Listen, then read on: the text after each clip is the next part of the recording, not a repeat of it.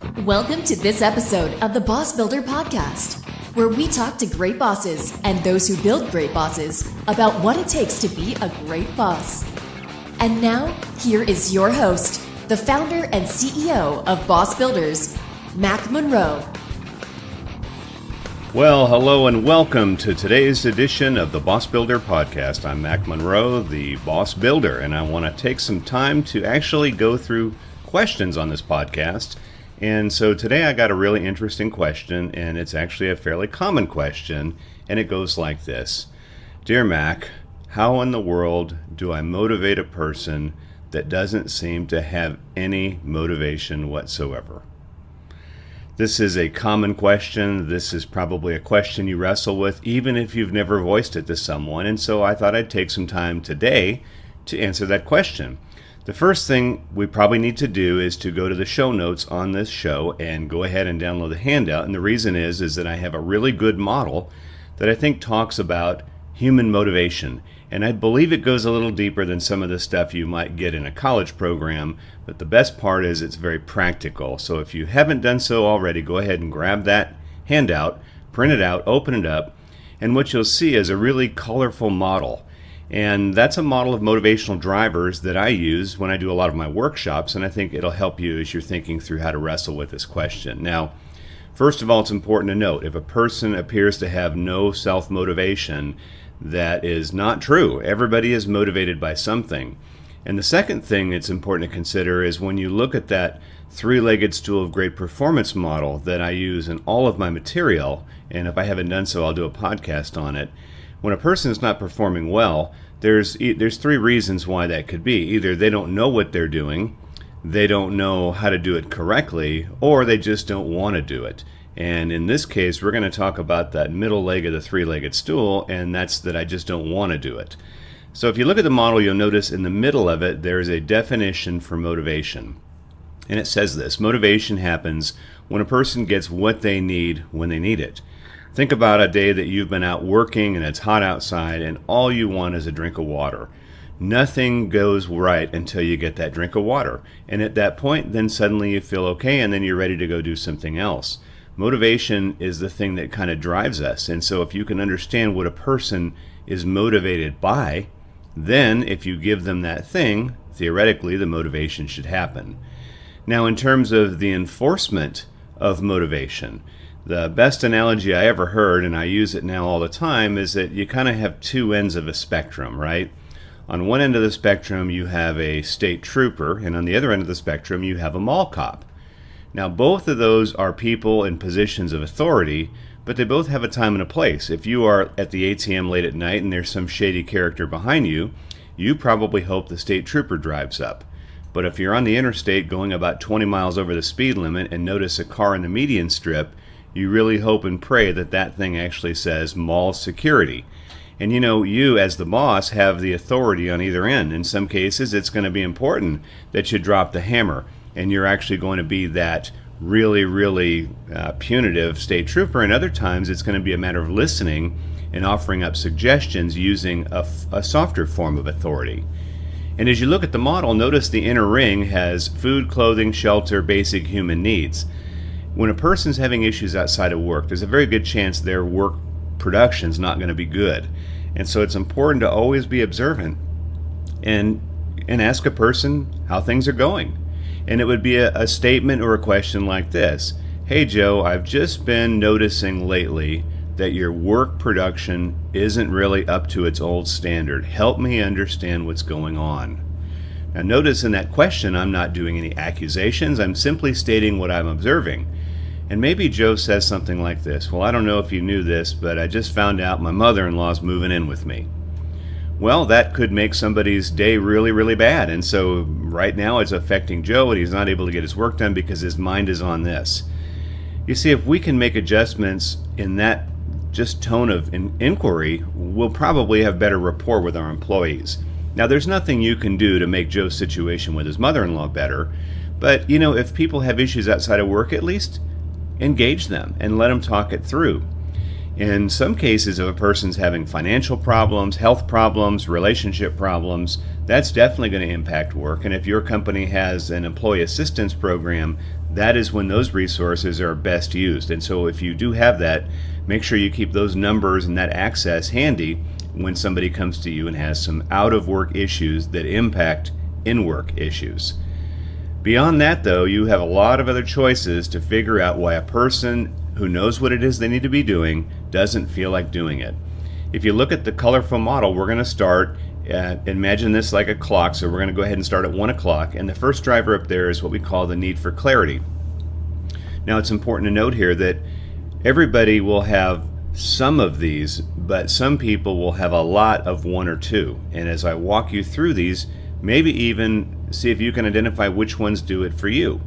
The need for clarity means I'm motivated if I can see the bigger picture and I can understand the bigger picture of what I'm doing. There are some jobs that are done and they're basically kind of mindless jobs. You do something repetitively all over and over, and there are some people that enjoy that. They don't want to have to think about it. But there's also people who really want to know that what they do has a significant difference and impact on something larger. And if that person is doing kind of that repetitive job, you're going to find the motivation levels go low.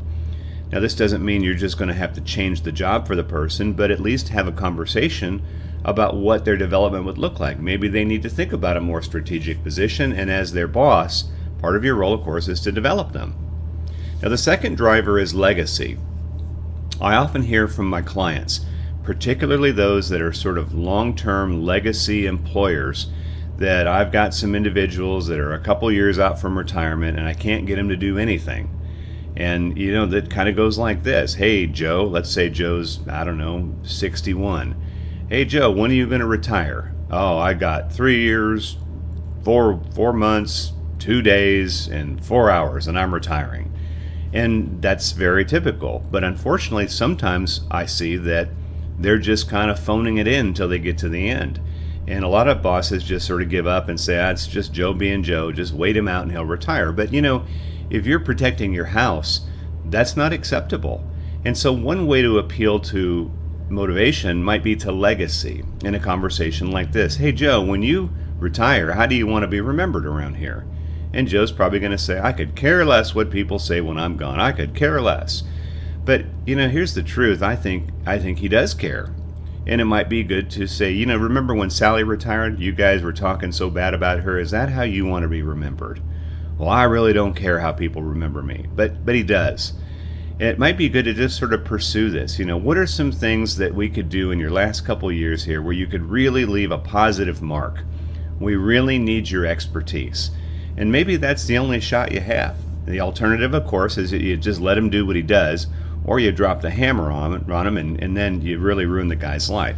It's kind of going to be your choice, but at least appeal to the legacy. Third driver would be power. Power means I just want to be in charge of things, and there's nothing wrong with this.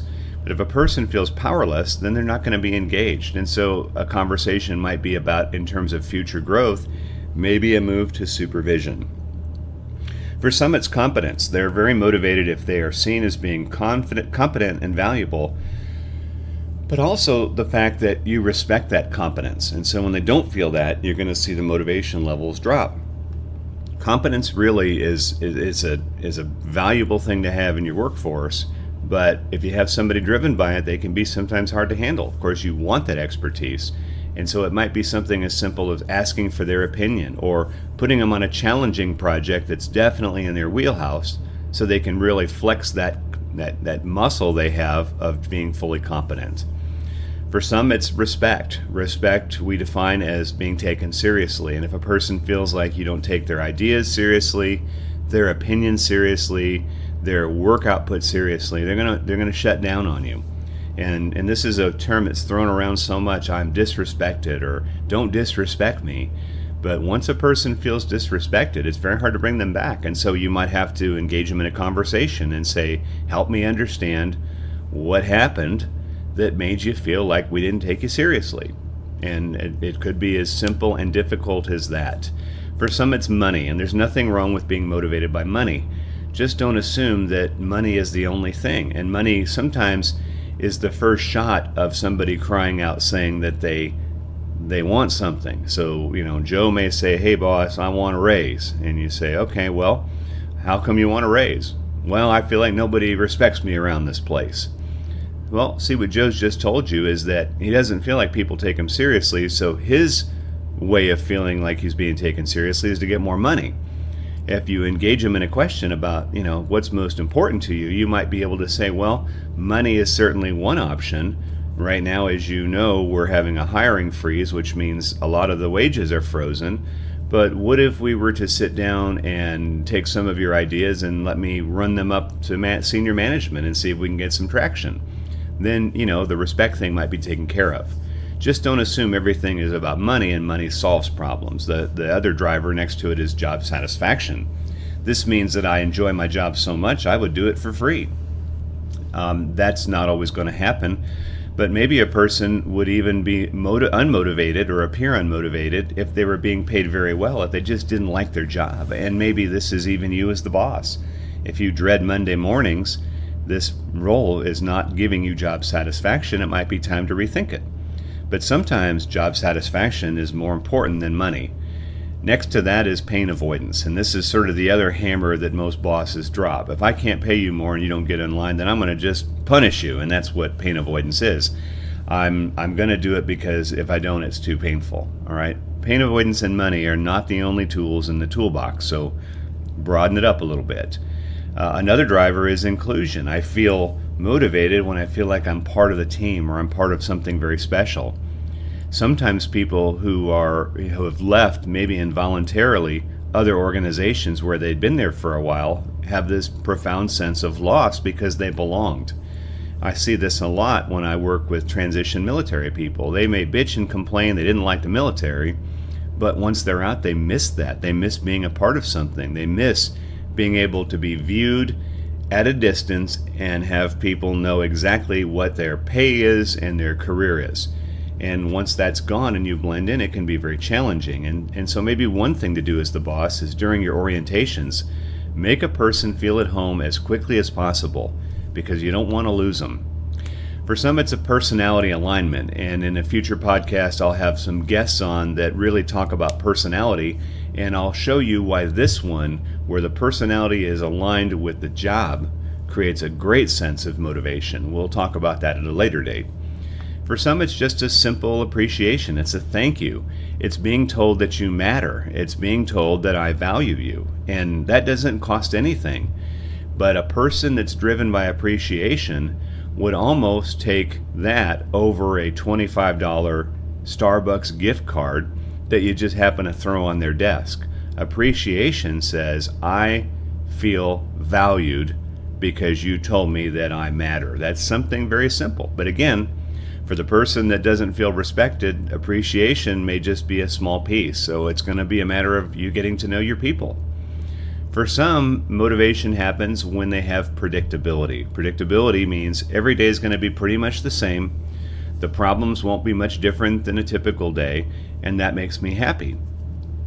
Well, a lot of organizations I work with are undergoing lots and lots of change, and so this tends to rattle a certain group of employees.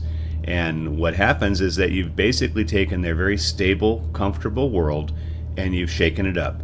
And now this predictability is gone, and every day may present unknown challenges. Now, if you're the kind of person that thrives on that, you probably say, what is wrong with these people? But if you're the person that likes predictability, that's a bad deal. Again, knowing who your people are, engaging them in conversations can help you really deal with this better. For some, it's equity. It's the sense that I want to be treated fairly. And for some people, this is a big deal. If they feel like somebody's making a little more money than they are and they are not nearly as good of an employee, they melt down. And so, again, sometimes fairness is nothing but a perception, but that perception is the absolute reality in the eye of the person that perceives it. So you have to take it seriously. The last one on our chart here is core values. Now, human beings all have core values. These are things inside that have been developed over the years through their growing up, through maybe their religious background, anything, but it defines the things that they will and will not do. Those are their core values. And organizations have core values as well. And what in a functional good organization, what they do is they very clearly they lay out, here's the things that are important to us, and these are the standards we're going to hold you to. And basically, if you are here to be a salesperson, our corporate value is integrity. You may be our best salesperson, but if you undercut the other salespeople and you do things that are unethical, you're not going to fit in here. If an organization's values and an individual's values align, we have a perfect match. We have perfect harmony. But where there's a disconnect, you're going to have a person that acts out, and they may not even be aware that it's happening. It's just that they can't feel like when they come to work, they fit in. And if they are asked to do something that goes against their personal values, that really bothers them. And the way they're going to display it to you is that they're just not going to do stuff anymore, which is going to make you think that they have no motivation whatsoever, when in fact they're highly motivated. Right now, there's just a disconnect with the values. You know, if you're the boss in an organization, it's very important that you learn what those core values are, and you talk to those core values, and you live those core values. And then as you're hiring new employees, in your behavior interview questions, make sure that you're bringing up scenarios that bring in those values so you can measure up and see if a person could get around and embrace those values. And if not, it's going to be a long, tough road. Well, that's, I think, 13 different drivers plus the inner ring. So going back to the question, how do I motivate somebody that appears to be unmotivated? Well, first of all, everybody's motivated. They're motivated by something. It's going to be up to you to figure out what that is. And once you figure out what that thing is, reframe your request through one of those lenses. But if it comes down to the idea that no matter what you do, they are not going to want to do the job, then it's time to move on. And I would say do it as quick as possible. This is a part of protecting the house, and that's a big job that you have. I hope that answers your question, and if you have other questions, in the show notes, the handout, you'll see my email addresses right there. You can email me directly. That's mac@thebossbuilders.com. Send me your question, and I'll go ahead and answer one or several on future podcasts, giving you the answers that hopefully you're looking for. Thank you for tuning in, and I will see you on the next edition of the Boss Builder Podcast. Goodbye. You've been listening to another episode of the Boss Builder Podcast with Mac Monroe. To get more information on being a great boss, visit us online at thebossbuilders.com or at Mac's blog, macmonroe.com. Until next time, get out there and be a great boss.